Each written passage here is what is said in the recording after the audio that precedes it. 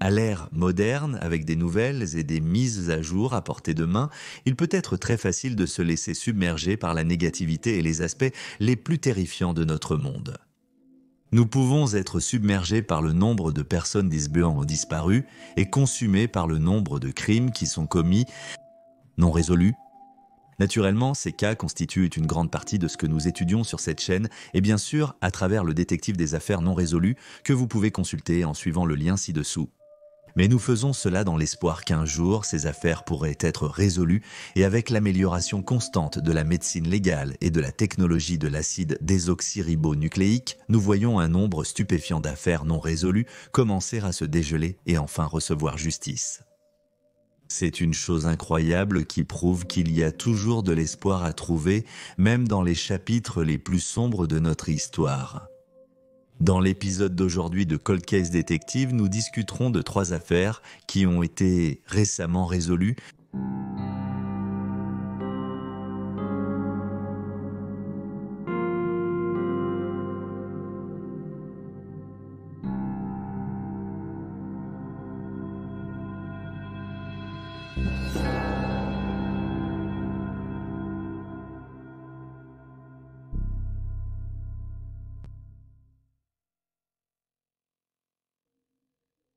Crystal Lynn Beslanowicz. Le 4 décembre 1955, une jeune femme du nom de Tracy Beslanowicz a dit à son partenaire, Chris, qu'elle allait chercher de la nourriture au Circle K local. Cependant, quand elle n'est pas rentrée avant 23 heures, Chris s'est inquiété. Tracy avait l'habitude de toujours rentrer à la maison. Elle informait toujours son petit ami de l'endroit où elle se trouvait. Bien qu'il soit inquiet, Chris n'a pas immédiatement appelé la police. Au lieu de cela, il a frappé aux portes des voisins et est allé lui-même au Circle K pour voir si elle était là, mais il n'y avait aucun signe de Tracy. Le lendemain matin à 8h40, à 45 miles de Salt Lake City, un éleveur et son fils ont trouvé le corps nu d'une jeune femme sur les rives de la rivière Provo à Northfield, près de Midway. La police locale a rapidement géré l'affaire. Très peu de preuves ont été trouvées, mais une paire de chaussettes a été localisée, soigneusement pliée sur un rocher. L'équipe de médecine légale a également recueilli plusieurs gros rochers ensanglantés à proximité, qu'ils soupçonnaient en d'être les armes du meurtre. Comme le corps n'avait pas de vêtements et pas non plus d'autres effets personnels, y compris une identification, les autorités avaient une Jane Doe entre leurs mains. Cependant, ils avaient un avantage. La victime non identifiée avait plusieurs tatouages distincts qu'ils ont esquissés dans l'espoir que quelqu'un se manifesterait lorsqu'il les verrait aux actualités. Le plan a fonctionné. Chris a reconnu les tatouages comme appartenant à sa petite amie Tracy et il a immédiatement contacté les autorités. Cependant, tout n'était pas comme il semblait.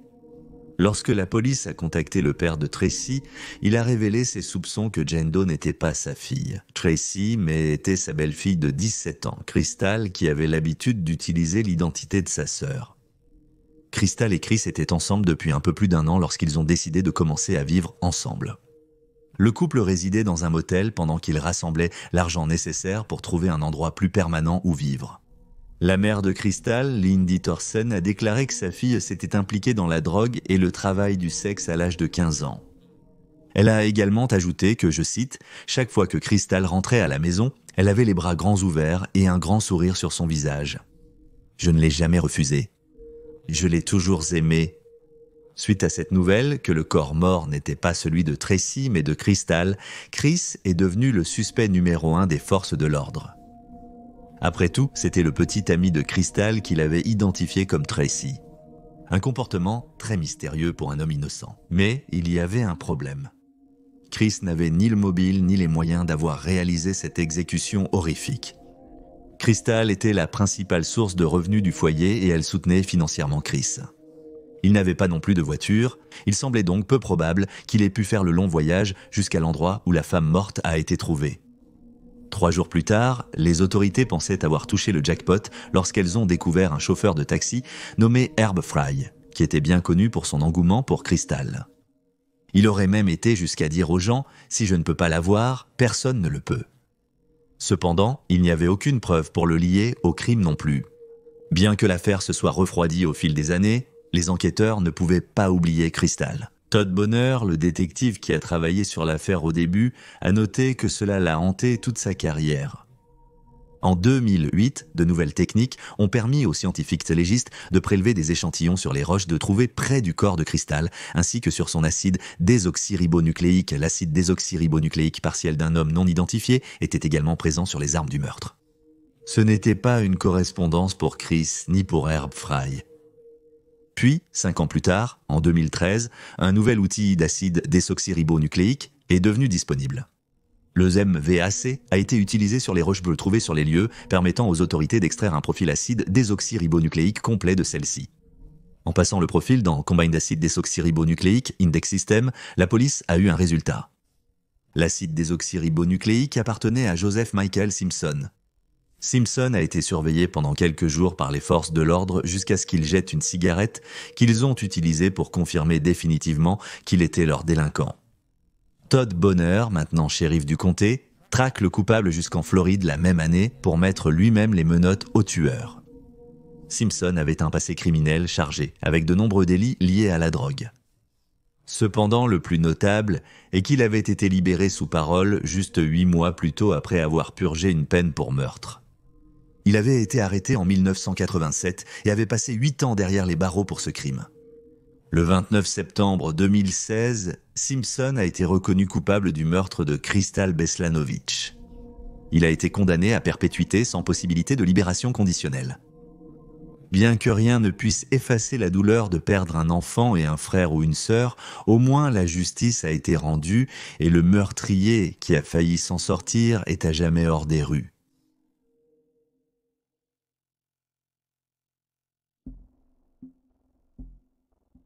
Pamela Shelley.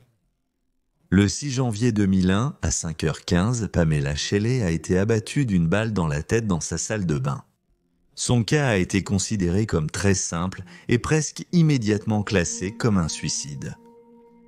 Au moment du décès de Pam, elle vivait avec son petit ami, Ronnie Hendrick, et ses 2 enfants, Kayla, 12 ans, et Dustin, 9 ans. Originaire de l'Arkansas, la mère de 2 enfants vivait maintenant dans une propriété rurale du comté de DeWitt, au Texas, à 800 miles de sa maison et de sa famille. Elle n'était maintenant qu'à 1 mile de la famille de Ronnie, ayant accepté de déménager au Texas avec lui en août 2000. Lorsque la tentative de suicide de Pam a été signalée par le père de Ronnie, elle respirait encore. L'ambulance qui est arrivée venait de l'extérieur de la zone et avait besoin d'instructions pour se rendre à l'hôpital le plus proche. Ronnie était plus que ravi d'obliger, partant dans l'ambulance avec Pamela juste au moment où la police locale arrivait pour enquêter sur la scène. En conséquence, il n'a pas pu être interrogé ni être testé pour des résidus de tir. Les forces de l'ordre ont continué leur travail malgré tout, photographiant la scène. Une seule balle et des taches de sang ont été trouvées sur le sol, tandis que le revolver de calibre 32 que Pam avait utilisé ainsi que son étui ont été trouvés sur le comptoir de la salle de bain. Après avoir fouillé la scène, les enquêteurs se sont tournés vers la famille Hendrick qui étaient tous présents. Ils ont dit aux officiers que Pam était suicidaire parce qu'elle devait retourner en Arkansas et ils ont prétendu qu'elle devait faire cela parce que sa fille était malheureuse au Texas. Ils ont également ajouté qu'il y avait un historique de suicide dans la famille de la mère de 2 enfants et que sa sœur s'était suicidée dans les années précédentes. Ils ont particulièrement blâmé Kayla, âgée de 12 ans, pour sa mort, affirmant qu'elle était une enfant difficile. Cependant, sans que les officiers enquêteurs le sachent, rien de tout cela n'était vrai. Ils ont été nourris de plus de mensonges lors de l'interrogatoire de Ronnie, qui a dit qu'il était dehors quand il a entendu les coups de feu. Quand il est entré en courant, il a trouvé sa petite amie sur le sol. Encore une fois, il a réitéré l'histoire de comment Pam était bouleversée et déprimée de devoir quitter le Texas. Il a expliqué qu'elle perdrait ses enfants si elle ne retournait pas dans son état d'origine. Pendant ce temps, Pam est décédée à San Antonio. L'autopsie pratiquée par le médecin légiste a rapidement conclu à un suicide comme cause du décès.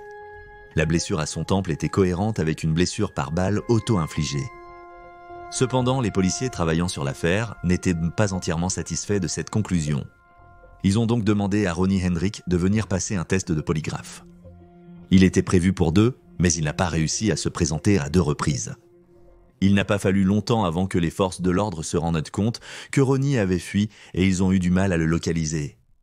L'affaire s'est refroidie et a finalement été fermée jusqu'en 2008 où elle a finalement été rouverte.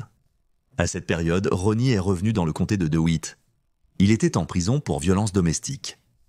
Un officier a découvert qu'il vivait dans le Dakota du Sud depuis la mort de Pam. Il a passé un test de polygraphe concernant l'affaire impliquant son ex-petite amie et a échoué. Cependant, nous devons reconnaître que les tests de polygraphe sont notoirement peu fiables. Cependant, ce résultat négatif a peut-être joué un rôle dans le comportement de Ronnie, car lors d'un interrogatoire ultérieur, il a finalement admis devant 4 témoins qu'il n'était pas à l'extérieur lorsque Pam a mis fin à sa vie. En fait, il était dans la pièce avec elle. 4 ans plus tard, en 2012, les forces de l'ordre ont tenté de porter attention à l'affaire en travaillant avec une nouvelle émission de télévision appelée Justice froide. Pendant les recherches pour l'épisode, l'équipe n'a découvert aucune nouvelle preuve scientifique. Cependant, beaucoup d'autres informations l'ont été. Tout d'abord, la famille de Pam n'avait aucun antécédent de suicide ou de dépression. Ils ont également découvert que Ronnie Hendrick avait un historique d'abus d'alcool et de violence domestique, et qu'il avait, à un moment donné, presque tué une ancienne petite amie. Cependant, l'information la plus révélatrice a été trouvée lorsque l'ex-mari de Pam, Jesse, a été retrouvé. Il a dit aux autorités que le jour de sa mort, Pam devait rentrer en Arkansas et que le couple allait se réunir et essayer de redevenir une famille car il était le père biologique de Kayla. Il a expliqué que pendant qu'il était au téléphone avec Pam, Ronnie l'a pris de ses mains et a dit à Jesse que la seule façon pour sa petite amie de revenir en Arkansas serait dans un cercueil en pin. Nous n'avons pas de réponse quant à la raison pour laquelle Jesse n'a pas divulgué plus tôt cette information. Bien qu'il soit supposé que, en raison de ses multiples démêlés avec la loi, il était incarcéré au moment de son entretien avec la police, qu'il avait perdu confiance en les autorités et ne croyait pas en l'idée de les contacter. Ronnie Hendrick, 41 ans à l'époque, a été inculpé en 2012. Cependant, il y avait un dernier obstacle à la résolution de l'affaire de Pam. Comme la justice froide a été diffusée à l'échelle nationale avant le début du procès, il est devenu très difficile pour les autorités de rassembler un jury non biaisé, ce qui a finalement conduit à un procès nul. Cependant, tout n'était pas perdu. Ronnie a par la suite plaidé coupable en échange de 22 ans derrière les barreaux.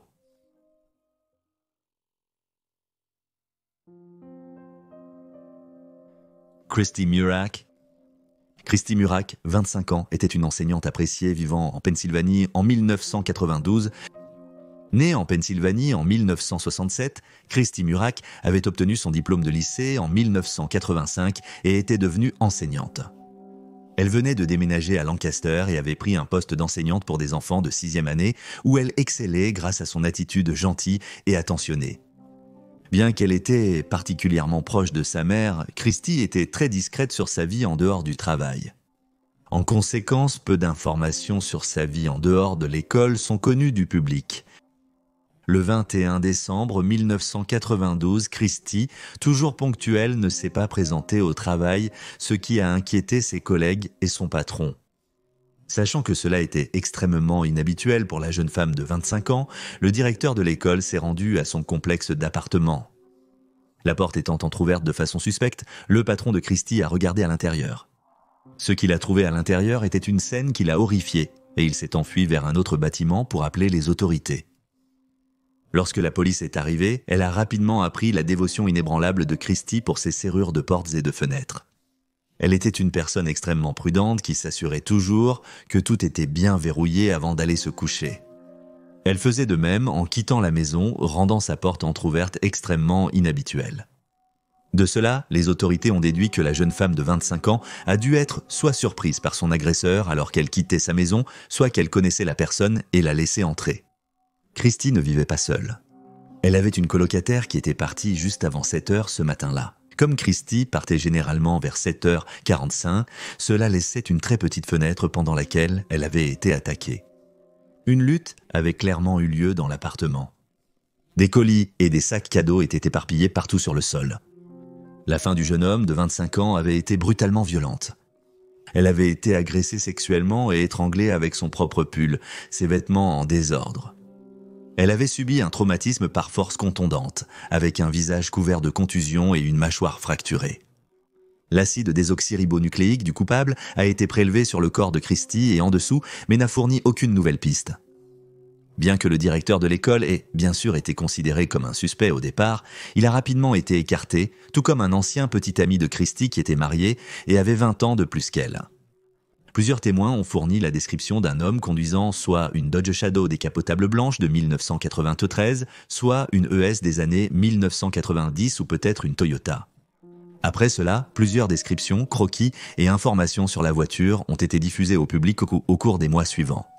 La police essayait clairement, mais il semble difficile pour eux de déterminer quelle information était la plus précise parmi celles qu'ils avaient reçues. Pendant des années, la police pensait qu'elle avait été tuée par une connaissance. 60 hommes ont été examinés et écartés par des tests acides désoxyribonucléiques et 1600 personnes ont été interrogées au total dans l'affaire de Christie. Mais tout était une impasse. Puis, en 2003, un journal local a reçu un appel étrange d'un homme suspect qui a mentionné la prétendue double vie et le comportement en promiscuité de Christie. Cependant, au moment où le Federal Bureau of Investigation a été contacté, il était trop tard pour lancer une trace pour localiser l'appelant. Avance rapide jusqu'en 2017, où de nouveaux profils du tueur ont été créés en utilisant son acide désoxyribonucléique de la scan du crime. Un an plus tard, cet acide désoxyribonucléique a été téléchargé sur GEDmatch, un site web de généalogie, et les enquêteurs travaillant sur le cas de Christie ont finalement obtenu un résultat sur un homme nommé Raymond Rowe, un DJ local très apprécié qui se faisait appeler DJ Freeze. Son frère avait téléchargé leur acide désoxyribonucléique sur le site web menant à ce résultat. Tout comme dans le cas de Crystal Beslanovic, les enquêteurs du cas de Christie ont observé son tueur présumé avant d'obtenir son acide désoxyribonucléique. Il correspondait de façon concluante à celui prélevé sur la scène du crime de Christie. Les autorités ont également découvert que l'homme conduisait un coupé Toyota blanc au moment du meurtre. Né en 1968, Raymond Rowe avait été divorcé 3 fois et, de manière troublante, avait organisé un rassemblement contre la violence la même année où il avait assassiné Christie. Rowe a été arrêté en juin 2018. À l'époque, il était marié à sa 4e femme, une Ukrainienne avec un enfant d'une précédente relation.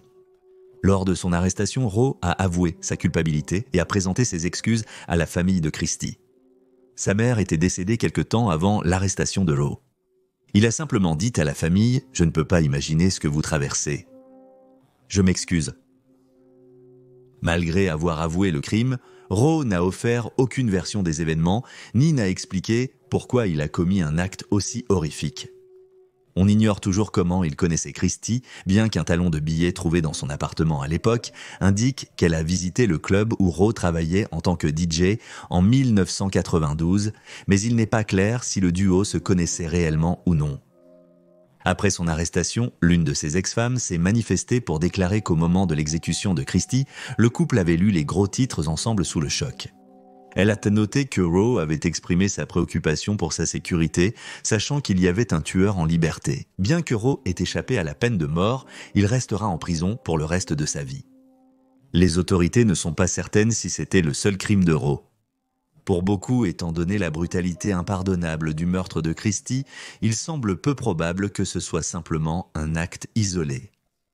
Malgré son emprisonnement à vie, la famille de Christie a noté que Rowe était resté libre de conséquences plus longtemps que leur sœur et fille bien-aimée n'a même vécu. Malgré cela, Rowe n'était qu'un autre criminel qui ne pouvait pas fuir éternellement. Un autre qui pensait s'en être sorti avant que la justice ne le rattrape finalement. Et voilà les faits. 3 affaires qui ont été récemment résolues. Partagez vos réflexions et réactions dans les commentaires ci-dessous. Et n'oubliez pas d'aimer cette vidéo et de vous abonner pour soutenir la chaîne. Si vous avez encore faim de contenu sur les crimes réels, vous pouvez consulter le détective de Cold Case en suivant le lien ci-dessous. Merci d'avoir regardé. Restez alerte, restez en sécurité et je vous verrai la prochaine fois.